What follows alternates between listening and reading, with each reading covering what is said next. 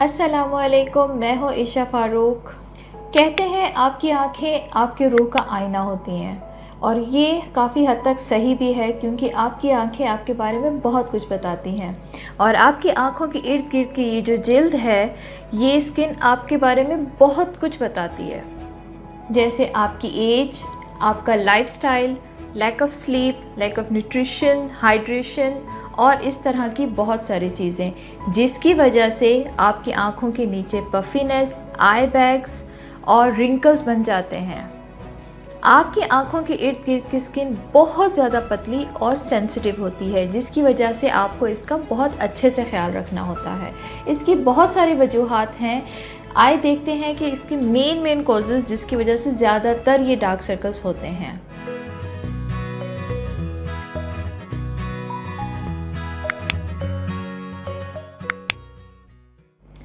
अमूमन देखा गया है डार्क सर्कल्स जेनेटिक भी होते हैं, जैसे अगर आपके पेरेंट्स में से किसी को हैं तो आपको हो सकते हैं। जैसे अक्सर आपने पेरेंट्स को देखा होगा जिनकी आंखें बहुत अंदर की तरफ धसी हुई होती हैं, तो बच्चों की भी अमूमन होती हैं, जिससे देखने से लगता है कि ये डार्क सर्कल्स हैं, पर ऐसा होता नहीं है। या फिर कुछ पेरेंट्स की स्पेशली ये जगह बहुत ज़्यादा डार्क हुई हुई होती है, under eye dark blood vessel जो बहुत ज़्यादा विजिबल हुए हुए होते हैं, जो डार्क लगते हैं, तो वो भी डार्क सर्कल ही कहलाते हैं। एज बढ़ने से आपके अंडर आई एरिया अपना फैट और कोलेजन खोने लगता है, जिसकी वजह से इलास्टिसिटी कम हो जाती है, और जब इलास्टिसिटी कम होती है तो under eye dark blood vessels बहुत ज़्यादा विजिबल हो जाते हैं, जिसकी वजह से आपका अंडर आई एरिया बहुत ज़्यादा डार्क लगने लगता है। अगर आप अपनी नींद पूरी नहीं करते या ज़रूरत से ज़्यादा सोते हैं तो उसकी वजह से भी डार्क सर्कल्स हो जाते हैं। अक्सर आपने देखा होगा कि बहुत ज़्यादा सोने की वजह से आपकी आंखों के नीचे पफीनेस और आई बैग बन जाते हैं, जो अगर आपकी यही रूटीन रहे लगातार तो फिर ये डार्क सर्कल्स बन जाते हैं। या फिर अगर आप अपनी नींद पूरी नहीं कर रहे हैं, रात के टाइम अगर आप जाग रहे हैं और अपनी आँखों को ज़बरदस्ती खोल रहे हैं, तो प्रेशर की वजह से आपकी आँखें थक जाती हैं, और जिसकी वजह से भी डार्क सर्कल बन जाते हैं। या वो माएँ जिनके बच्चे बहुत छोटे हैं, जो बच्चों के लिए सारी सारी रात जागती हैं, उनकी भी आंखें इस तरह हो जाती हैं, क्योंकि एक तो नींद की कमी होती है, दूसरा फिर वो अपनी प्रॉपर डाइट नहीं फॉलो करती, जिसकी वजह से भी ये चीज़ होती है। डाइट बहुत मैटर करती है आपके स्किन पर, आपकी अंडर आई पर या आपकी पूरी बॉडी पर। अगर आपको किसी भी किस्म की एलर्जी हो जिसकी वजह से आप अपनी आंखें मसलते रहते हैं, क्योंकि जब एलर्जी होगी तो आपकी अंडर आई एरिया ड्राई हो जाता है, और जब ड्राई होता है तो सेंसिटिव होगा, जिसकी वजह से इचीनेस होती है, और जब इचीनेस होगी तो आप उसे मसलेंगे, और मसलने की वजह से आपके डार्क सर्कल बनते हैं। जो लोग अपना ज़्यादा वक्त कंप्यूटर के आगे गुजारते हैं, जैसे ऑनलाइन जॉब करना या ऑनलाइन स्टडीज़ हो गई, तो उनकी भी आंखें थकावट की वजह से और लगातार स्क्रीन के आगे बैठने की वजह से डार्क सर्कल बन जाते हैं। जैसे आजकल लॉकडाउन है तो ज़्यादातर लोगों के हाथों में गैजेट्स होते हैं, और उन्हीं में ही उनका टाइम गुजर रहा होता है। आपको पता भी नहीं चलता आप कितने कितने घंटे उन्हीं के आगे गुजार देते हैं, जिसकी वजह से आपकी आंखें थक जाती हैं, लेकिन फिर भी आप कंटिन्यूस देखते रहते हैं। तो थकावट की वजह से, क्योंकि ये स्किन सेंसिटिव होने की वजह से वो ज़्यादा प्रेशर नहीं बर्दाश्त कर सकती, और फिर वो डार्क होने लग जाती है, तो डार्क सर्कल बनते हैं। एक बात अपने माइंड में बिल्कुल क्लियरली आप रख लीजिए कि अंडर आई डार्क सर्कल्स बन तो जाते हैं, लेकिन इनको जाते जाते टाइम लगता है। ये एक ही दम बिल्कुल भी ख़त्म नहीं होते, क्योंकि ये बनने में भी तो आखिर टाइम लगा है, तो जाने में भी टाइम लगेगा। अगर आप अंडर आई क्रीम यूज़ करते हैं तो वो आप बिल्कुल भी यूज़ ना करें, क्योंकि किसी भी क्रीम से ये नहीं जाते। क्रीम्स के अंदर बहुत हार्मफुल केमिकल्स होते हैं जो स्किन को वाइट तो कर देते हैं, थोड़े वक्त के लिए आपको लगता है कि आपकी स्किन बहुत ज़्यादा ग्लोइंग, बहुत ज़्यादा खूबसूरत हो गई है, तो आप बहुत खुश हो जाते हैं, लेकिन जैसे आप उसे छोड़ते हैं वो और ज़्यादा बुरा कर देता है, क्योंकि वो स्किन को पतला से पतला करता चला जाता है, जिसकी वजह से नुकसान ये होता है कि आपकी आई एरिया की इलास्टिसिटी ख़त्म हो जाती है, और जब इलास्टिसिटी ख़त्म हो जाएगी तो आपकी स्किन एक तो पतली बहुत हो जाएगी, फिर उसके बाद वो लटकना शुरू हो जाएगी, और जब कोई स्किन का एरिया लटकेगा तो उसके अंदर आपके आई बैग बन जाएंगे, और जो बहुत मुश्किल से ठीक होते हैं। इसलिए बेहतर है कि आप हार्मफुल केमिकल यूज़ करें जिनका आपको रिज़ल्ट फ़ौरन आ जाए। आप होम रेमेडीज़ यूज़ करें जिनका आहिस्ता आहिस्ता रिज़ल्ट ज़रूर आएगा लेकिन परमानेंट होगा और जिसका कोई साइड इफ़ेक्ट, कोई नुकसान नहीं होगा। बहुत सारी ऐसी होम रेमेडीज़ हैं जिसके अंदर बहुत सारे ऐसी चीज़ें यूज़ होती हैं जिससे आपको एलर्जी हो जाती है। जैसे अब अक्सर मेरे साथ ये होता है कि मैं कैस्टर ऑयल नहीं लगा सकती, आलमंड ऑयल नहीं लगा सकती, क्योंकि एक तो वो तासीर में गर्म भी होते हैं और फिर मुझे उससे एलर्जी होती है, जिसकी वजह से मेरी आँखें स्वेल हो जाती हैं और स्वेल हुई हुई आँखें आहिस्ता आहिस्ता रेड होने लग जाएंगी, पर्पल होते होते वो फिर डार्क सर्कल बन जाते हैं। इसलिए इन चीज़ों का भी बहुत ख्याल रखें कि आपको किस चीज़ से एलर्जी हो रही है और किस चीज़ से नहीं हो रही। इसलिए आपको कम से कम ये ज़रूर पता होना चाहिए कि आपकी स्किन के ऊपर क्या चीज़ सूट कर रही है और क्या चीज़ सूट नहीं कर रही, क्योंकि ये बहुत ज़्यादा सेंसिटिव एरिया है। और ये वर्ड मैं बार बार इसलिए कह रही हूँ क्योंकि हमारी स्किन से ये एरिया बहुत ज़्यादा सेंसिटिव होता है, तो उसको बहुत प्यार से, बहुत आराम से उसको तरीके से हैंडल करें। हर चीज़ अपने चेहरे पर अप्लाई ना करें। कोई भी रेमेडी आप लगाने लगें तो आप उसका टेस्ट कर लें, किसी भी एरिया, इस एरिया पर या कहीं पर आप टेस्ट करके देखें कि आपको क्या इससे एलर्जी होती है या नहीं होती, आपको सूट करता है या नहीं करता। आई पफिनेस के लिए बहुत सारे योगा स्टेप्स हैं जिसको करने से बहुत इजी और सिंपल होते हैं, जिसको करने से आपकी पफिनेस काफ़ी हद तक ख़त्म हो जाती है। कुछ स्टेप्स हैं जो मैं कई सालों से कर रही हूँ जिसकी वजह से मुझे कभी कोई इश्यू और कोई प्रॉब्लम नहीं होता। कि अक्सर ऐसा होता है कि अगर हम कहीं पार्टी वगैरह में जा रहे हैं और उससे पहले आप मेकअप करने लगते हो तो आपका ऐसा फील होता है कि आपकी आँखों के नीचे रिंकल्स विजिबल हो रहे हैं या फिर आपकी आँखों के नीचे पफिनेस हुई हुई है, स्वेलिंग हुई हुई है। तो ये बहुत इजी और सिंपल सी एक्सरसाइज है। अगर आप इसको कर लें मेकअप करने से 1 घंटा पहले, अगर आप इसे अप्लाई कर लें या फिर सुबह सुबह जब आप उठते हैं तब ये चीज़ें बहुत ज़्यादा विजिबल हुई हुई होती हैं। तब सिंपल से ये स्टेप्स हैं, अगर आप इसे फॉलो कर लें तो आपको उसी वक्त इसका रिज़ल्ट नज़र आएगा। क्योंकि ये एरिया आपका थका हुआ होता है, तो आप देखें कि जब आप थके हुए होते हैं तो आप पसंद करते हैं कि आपका मसाज किया जाए, प्रेशर दिया जाए, तो वो चीज़ नॉर्मल होती है। उसी तरह ये भी एक ऐसा एरिया है जिसे आप हल्का सा मसाज करें, रिलैक्स, स्मूथली, तो वो ठीक हो जाता है।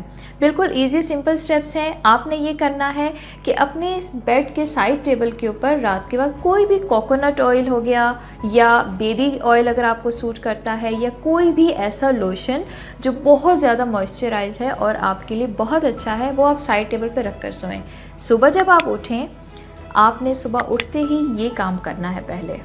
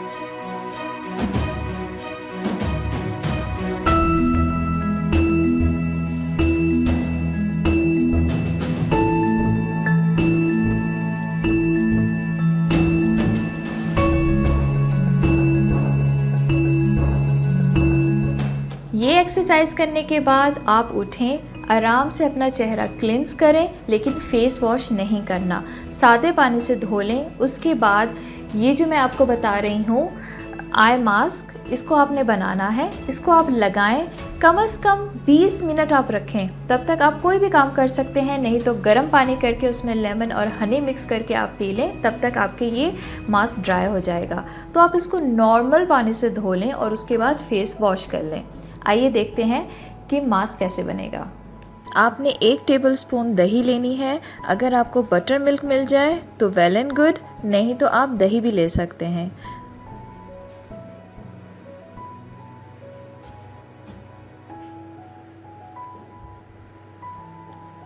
आपने लेनी है 1 चुटकी हल्दी। कोशिश करें कि अगर आपको ऑर्गेनिक हल्दी मिल जाए तो उसको आप पिसवा कर रख लें, नहीं तो आप दूसरी जो रेडीमेड हल्दी आती है आप वो भी ले सकते हैं।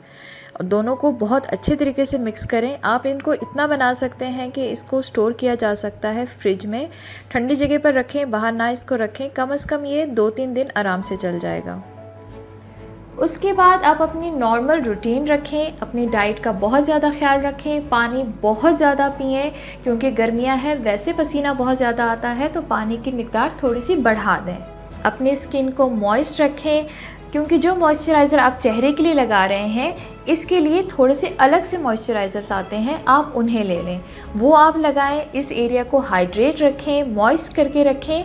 और रात के लिए आपको मैं एक नाइट क्रीम बता रही हूँ, वो आप इस्तेमाल करें, आपको 100% इसका रिज़ल्ट नज़र आएगा और परमानेंट नज़र आएगा। इसको बनाकर आप फ्रिज में रख सकते हैं, कम से कम ये 15 दिन बहुत इजीली चल जाएगी, जिससे आपको कोई इशू नहीं होगा। जो मास्क है आप उसको भी फ्रिज में रख सकते हैं, लेकिन आप उसे ज़्यादा से ज़्यादा 1 हफ़्ता चला सकते हैं, उसके बाद फिर आप नया बना लें, क्योंकि वो बिल्कुल भी मुश्किल नहीं है। तो आइए देखें ये नाइट क्रीम कैसे बनती है। अब हम बनाने लगे हैं नाइट क्रीम। आपने इस तरह का एयर टाइट कंटेनर ले लेना है, छोटा सा हो जो इजीली आप इसको संभाल कर रख सको।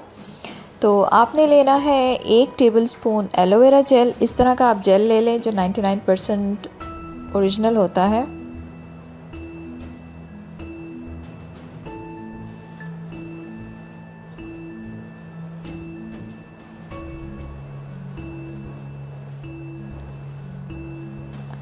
आपने लेनी है 1/2 टीस्पून इंस्टेंट कॉफ़ी आप ले लें। अगर आपको दूसरी कॉफ़ी मिलती है, कॉफ़ी बीन्स मिलते हैं, और अगर आप उनको पीस कर रख सकते हैं तो वो बहुत अच्छा है, नहीं तो आप ये ले लें। फिर आपने लेना है 1 कैप्सूल विटामिन ई की।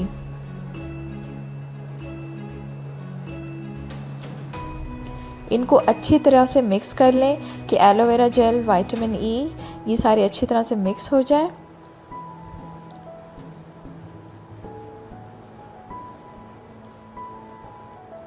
फिर इसमें आपने लेना है एक्स्ट्रा वर्जिन कोकोनट ऑयल। मैं हिमानी का यूज़ करती हूँ, जो मैं मसाज के लिए भी यूज़ करती हूँ, जिससे मुझे कभी कोई एलर्जी नहीं हुई, तो आई होप आपको भी नहीं होगी।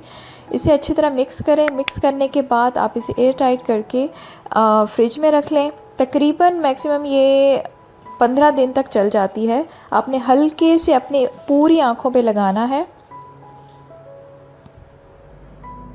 आपने ये मसाज, मास्क और नाइट क्रीम रेगुलर इस्तेमाल में रखें, तीनों चीज़ें एक साथ रखें, कम से कम 1 महीना इस्तेमाल करें, आपको विजिबल फ़र्क नज़र आएगा, मुझे 100% यकीन है। और अगर आपको फ़र्क नज़र आए या ना आए, मुझे फ़ीडबैक ज़रूर दीजिएगा, कमेंट में बताइएगा कि आपको इससे क्या फ़ायदा हासिल हुआ। अपनी डाइट का ख्याल रखें, अपनी नींद का ख्याल रखें और अपना बहुत ज़्यादा ख्याल रखें। हर चीज़ की टाइमिंग बना लें कि इतने वक्त में आपने मोबाइल यूज़ करना है, इतना वक्त आपने कंप्यूटर यूज़ करना है या आपने किताब पढ़नी है। उस हिसाब से अपना रूटीन मैनेज करें ताकि आपकी स्किन को, आपकी आइज़ को भी थोड़ा रिलैक्स होने का टाइम मिले। आई होप कि मेरी ये वीडियो आपके लिए काफ़ी इन्फॉर्मेटिव होगी। Thank you so much. इंशाल्लाह मिलते हैं अपने नेक्स्ट वीडियो में नए टॉपिक के साथ। तब तक के लिए अल्लाह हाफिज़।